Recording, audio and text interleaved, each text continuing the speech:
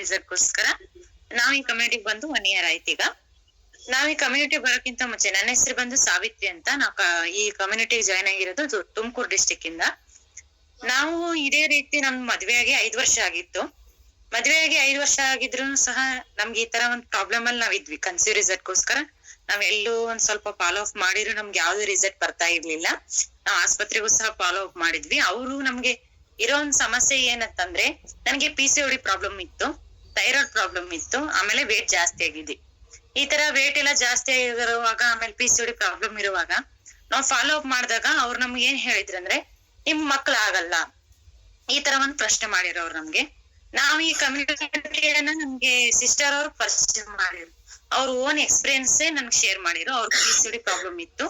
ಅವರು ಒಂದು ಈ ಪ್ರಾಕ್ಟೀಸ್ ಇಂದ PCOD ಪ್ರಾಬ್ಲಮ್ ಇಂದ ಹೊರಗಡೆ ಬಂದು ನನ್ಗ ರಿಸಲ್ಟ್ ಅಮ್ಮ ನನಗೆ ಈ ತರ ರಿಸಲ್ಟ್ ಬರ್ತಾ ಇದೆ, ನೀನು ಒಂದ್ಸಲ ಇದನ್ನ ಟ್ರೈ ಮಾಡಿ ನೋಡು, ಈ ಫುಡ್ ಇಂದ ನಿನಗೂ ಏನೋ ಒಂದ್ ಬದಲಾವಣೆ ಆಗ್ಬೋದು ಅಂತ ಹೇಳಿದ್ರು. ಬದಲಾವಣೆ ಆಗ್ಬೋದು ಅಂತ ಹೇಳಿದಾಗ ಓಕೆ, ನಾವ್ ಈ ಕಮ್ಯುನಿಟಿಗೆ ನನ್ಗೆ ಇನ್ವೈಟ್ ಮಾಡಿರು. ಕಮ್ಯುನಿಟಿಗೆ ಇನ್ವೈಟ್ ಮಾಡಿ ನಂತರನೇ ಎಷ್ಟೋ ಜನ ರಿಸಲ್ಟ್ ಶೇರ್ ಮಾಡ್ತಾ ಇದ್ರು.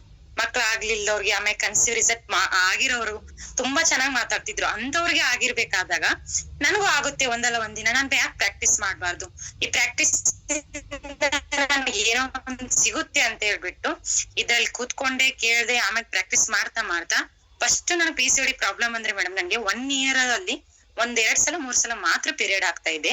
ಬಟ್ ಪೀರಿಯಡೇ ಆಗ್ತಾ ಇರ್ಲಿಲ್ಲ. ಆಫ್ಟರ್ ಮ್ಯಾರೇಜ್ ಇನ್ನು ನನ್ಗೆ ತುಂಬಾ ಇದ್ನಾಗ್ಬಿಟ್ಟಿತ್ತು. ಆಮೇಲೆ PCOD ಪ್ರಾಬ್ಲಮ್ ಇರೋದ್ರಿಂದ ನನ್ಗೆ ಒಂದ್ಸಲ ಚೆಕಪ್ಗೆ ಹೋದಾಗ ಥೈರಾಯ್ಡ್ ಬಂದಿದೆ ಅಂತ ಗೊತ್ತಾಯ್ತು. ಥೈರಾಯ್ಡ್ ಬಂದಿದೆ ಅಂದ್ರೆ ಜಾಸ್ತಿನೇ ಇದೆ ಅಂತ ಹೇಳ್ಬಿಟ್ರು. ಅಂದ್ರೆ ಕೆಲವೊಂದು ಫಾಲೋ ಅಪ್ ಹೋದಾಗ ಅವ್ರು ಹೇಳೋ ಒಂದ್ ಇದ್ರಿಂದನೇ ನಮ್ಗ್ ಒಂಥರ ಶಾಕ್ ಆಗ್ಬಿಡುತ್ತೆ. ಈ ತರ ಒಂದ್ ಪ್ರಾಬ್ಲಮ್ ಎಲ್ಲ ಇದ್ದಾಗ ಥೈರಾಯ್ಡ್ ಜಾಸ್ತಿ ಆಯ್ತು, ನನ್ನ ವೇಟ್ ಗಿಂತ ಓವರ್ ವೇಟ್ ಆದೆ. ಓವರ್ ವೇಟ್ ಆಗಿರೋ ಬ್ಯಾಕ್ ಪೇನ್, ಕೈ ಕಾಲು ಈ ತರ ಸಮಸ್ಯೆಗಳನ್ನೇ ನಂಗೆ ಸ್ಟಾರ್ಟ್ ಆಗ್ಬಿಟ್ವು. ಅಂದ್ರೆ ಅನ್ಹೆಲ್ದಿ ಲೈಫ್ ಸ್ಟೈಲ್ ಇದರಿಂದ ಹೇಗ್ ಹೊರಗ್ ಬರಕ್ ಸಾಧ್ಯ ಅಂತ ನಾನು ಒಂದ್ ಕ್ವಶನ್ ಮಾರ್ಕ್ ಆಗಿತ್ತು.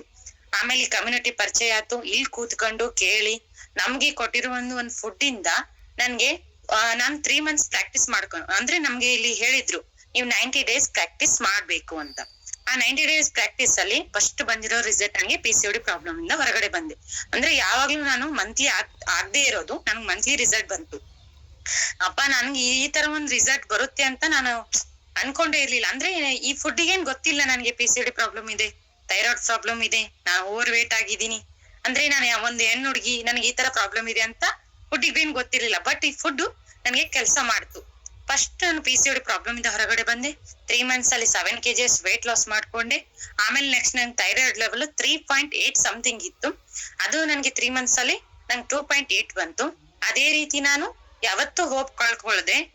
ಅಂತಂದ್ರೆ ನಾನು ಯಾವಾಗ್ಲೂ ನನಗೆ ಇದರಿಂದ ಒಳ್ಳೇದೇ ಆಗ್ತಾ ಹೋಯ್ತು. ಅಂದ್ರೆ ಈ ಫುಡ್ ನಾನು ಯಾಕೆ ಇದನ್ನ ತಗೋಬಾರ್ದು ಅಂತ ಹೇಳಿ ನಾನು 3 months ಆದ್ಮೇಲೆ ಕಂಟಿನ್ಯೂ ಮಾಡಿ 1 year ಆಗೋಷ್ಟೇ ನನ್ ಬಾಡಿ ರೆಡಿ ಆಯ್ತು. ಅಂತಂದ್ರೆ 5 ವರ್ಷದಿಂದ ಆಗದೆ ಇರೋ ಒಂದ್ ಕೆಲ್ಸ ಈ ಒಂದು ಪ್ರಾಕ್ಟೀಸ್ ಇಂದ ನಾನು ಪ್ರಾಕ್ಟೀಸ್ ಮಾಡಿದ್ರಿಂದ ನನ್ಗೀಗ ಕನ್ಸೀವ್ ರಿಸಲ್ಟ್ ಆಗಿದೆ. ನಾನು 2 months ಪ್ರೆಗ್ನೆಂಟ್ ಇದೀನಿ ಈಗ. Thank you community and thank you coaches, thank you product. ಈ ತರ ನನ್ಗೆ ರಿಸಲ್ಟ್ ಬಂತು. ಸೂಪರ್ ಸಾವಿತ್ರಿ ಅವರೇ. ಈಗ ಸಿಸ್ಟಮ್ ಅಲ್ಲಿ ಪ್ರಾಕ್ಟೀಸ್ ಮಾಡೋದಂದ್ರೆ ಈಸಿನಾ ಕಷ್ಟನಾ? ಈಸಿ ಮೇಡಮ್, ನಮ್ಗೆ ತುಂಬಾ ಈಸಿ. ಯಾಕಂತಂದ್ರೆ ನಾವು ಹೊರಗಡೆ ನೋಡೋ ಒಂದ್ ಇದಕ್ಕಿಂತ ನಮ್ಗಿದು ಒಂದು ಅಂದ್ರೆ ಬೇಗನೆ ಪ್ರಿಪೇರ್ ಆಗುವಂತ ಫುಡ್. ಆಮೇಲೆ ನಮ್ಗೆ ಬೇಕಾಗಿರುವಂತ ವಿಟಮಿನ್ಸ್ ಏನಿದೆಯಲ್ಲ, ನಮ್ ದೇಹಕ್ಕೆ ಏನ್ ಅವಶ್ಯಕತೆ ಇದೆಯಲ್ಲ ಅದೆಲ್ಲ ಸಿಗುತ್ತಲ್ಲ. ಆಮೇಲೆ ಬೆಳಗ್ಗೆ ರುಟೀನ್ ಇಂದ ಸಂಜೆ ರುಟೀನ್ ಒಳಗೂ ನಾವು ಹೆಲ್ದಿ ಆಗಿರ್ಬೋದಲ್ಲ ಅಂತ ಒಂದ್ ಖುಷಿ ಮೇಡಮ್ ನನ್ಗೆ ಇದ್ರಲ್ಲಿ. ರುಟೀನ್ ಅಂತ ಹೇಳಿದ್ರಿ. ಮೊದ್ಲು ಬಿಫೋರ್ ಈ ಸಿಸ್ಟಮ್ ಗೆ ಬರಕ್ಕಿಂತ ಮುಂಚೆ ರುಟೀನ್ ಹೆಂಗಿತ್ತು? ಈ ಸಿಸ್ಟಮ್ ಬಂದಾದ್ಮೇಲೆ ಏನ್ ಚೇಂಜಸ್ ಮಾಡ್ಕೊಂಡ್ರಿ ನೀವು ರುಟೀನ್ಸ್ ಅಲ್ಲಿ? ರುಟೀನ್ ಮೇಡಮ್, ಅದನ್ನ ನೆನೆಸ್ಕೊಂಡ್ರೆ ಒಂಥರ ಅನ್ಸುತ್ತೆ. ಯಾಕಂತಂದ್ರೆ ಆ ರುಟೀನು ಈಗ ಏನಾದ್ರು ಇದ್ದಿದ್ರೆ ಏನಾಗ್ತಿತ್ತೇನೋ ಅನ್ನೋಂಗ್ ಅನ್ಸುತ್ತೆ. ಯಾಕಂದ್ರೆ ಯಾವಾಗ್ಲೂ ಎದ್ದೇಳ್ಬೋದು, ಯಾವಾಗ್ಲೂ ಊಟ ಮಾಡೋದು, ಎಷ್ಟ್ ನೀರ್ ಕುಡಿಬೇಕಂತ ಗೊತ್ತಿರ್ಲಿಲ್ಲ, ಯಾವ ರೀತಿ ಆಹಾರಗಳನ್ನ ಸೇವನೆ ಮಾಡ್ಬೇಕಂತ ಗೊತ್ತಿರ್ಲಿಲ್ಲ. ಆದ್ರೆ ಈ ಕಮ್ಯುನಿಟಿಗೆ ಬಂದ್ಮೇಲೆ ನಮ್ ವೆಲ್ನೆಸ್ ಕೋಚಸ್ ಆಗಿರ್ಬೋದು, ಈ ಕಮ್ಯುನಿಟಿ ಆಗಿರ್ಬೋದು, ನಮ್ಗೆ ಒಳ್ಳೊಳ್ಳೆ ವಿಷಯಗಳನ್ನ ಪರಿಚಯ ಮಾಡ್ತಾ ಹೋದ್ರು. ಆ ಒಂದು ಪರಿಚಯದಿಂದಲೇ ನಮ್ ಲೈಫ್ ಸ್ಟೈಲ್ ಚೇಂಜಸ್ ಆಗೋಯ್ತು. ಯಾಕಂತಂದ್ರೆ ಒಂದಿನ ನಾವು ಬೆಳಗ್ಗೆ ಎಕ್ಸರ್ಸೈಸ್ ಗೆದ್ದವರಲ್ಲ, ಬೆಳಗ್ಗೆ ಇಷ್ಟು ಗಂಟೆಗೆ ನಮ್ಗೆ ಆಹಾರ ಸೇವನೆ ಮಾಡ್ಬೇಕಂತ ಗೊತ್ತಿಲ್ಲ, ಎಷ್ಟು ನಾವು ನೀರ್ ಕುಡಿದ್ರೆ ಏನಾಗುತ್ತೆ, ಯಾವ್ದ್ರಲ್ಲಿ ವಿಟಮಿನ್ಸ್ ಇರುತ್ತೆ, ಯಾವ್ದ್ರಲ್ಲಿ ಮಿನರಲ್ಸ್ ಇರುತ್ತೆ, ಇಷ್ಟ ದಿನಾನು ಊಟ ಮಾಡ್ತಿದ್ವಿ. ಬಟ್ ಆ ಊಟದಲ್ಲಿ ಏನಿರುತ್ತೆ ಅದ್ ಮಾತ್ರ ಗೊತ್ತಿರ್ಲಿಲ್ಲ ಮೇಡಮ್. ಇಲ್ಲಿ ಬಂದು ನಾವು ಕಲ್ತು ಕೂತ್ಕೊಂಡ್ ಕೇಳೋದ್ರಿಂದ ಇಷ್ಟು ಬದಲಾವಣೆ ಆಗಿ, ಇಷ್ಟು ಪ್ರಾಕ್ಟೀಸ್ ಇಂದ ಹೋಪೇ ಇಲ್ಲದೆ ಇರುವಂತ ನನಗೆ ಒಂದು ಹೋಪ್ ಕೊಟ್ಟಂತ ಕಮ್ಯುನಿಟಿ ಮತ್ತೆ ಪ್ರಾಡಕ್ಟ್ ಮೇಡಮ್. ಮದುವೆ ಆಗಿ 5 ವರ್ಷದಿಂದ ಮಕ್ಕಳೇ ಆಗಿಲ್ಲ ಅಂದಾಗ ಮನೆಯಲ್ಲೇ ಆಗ್ಲಿ ಅಥವಾ ರಿಲೇಟಿವ್ಸ್, ಕಜಿನ್ಸ್, ಬ್ರದರ್ಸ್ ಯಾರಾದ್ರೂ ಏನಾದ್ರೂ ಒಂದು ಟೀಕೆ ಮಾತುಗಳು ಮಾತಾಡಿರ್ತಾರೆ, ಅದರಿಂದ ಎಷ್ಟು ಸಫರ್ ಆಗಿದ್ರಿ?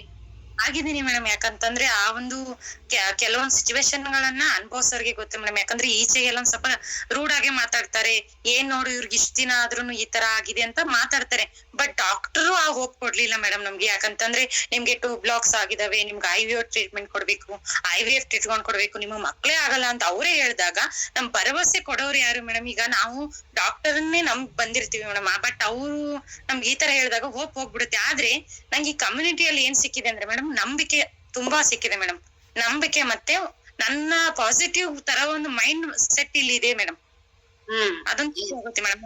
ಅಂದ್ರೆ ಈ ಕಮ್ಯುನಿಟಿ ಜೊತೆಗೆ ನಾನು ಇರ್ಲಿಲ್ಲ ಅಂದ್ರೆ ಹೊರಗಡೆ ತರಾನೇ ಹೊರಗಡೆ ಮಾತಾಡೋ ಒಂದ್ ಇದ್ರಿಂದ ನಾನು ಡಿಪ್ರೆಷನ್ಗೆ ಹೋಗ್ಬಿಡ್ತಿದ್ನೇನೋ ಮೇಡಮ್. ಆ ತರ ಒಂದ್ ಫೀಲಿಂಗ್ ಮೇಡಮ್. ಅದ್ರಿಂದ ನಾನು ಹೊರಗಡೆ ಬಂದಿರೋ ಒಂದ್ ಕಾರಣನೇ ಈ ಕಮ್ಯುನಿಟಿ ಪ್ರಾಡಕ್ಟ್, ಆಮೇಲೆ ಇಲ್ಲಿರುವಂತ ಎಲ್ಲಾ ಪಾಸಿಟಿವ್ ವರ್ಡ್ಸ್ ಮೇಡಮ್.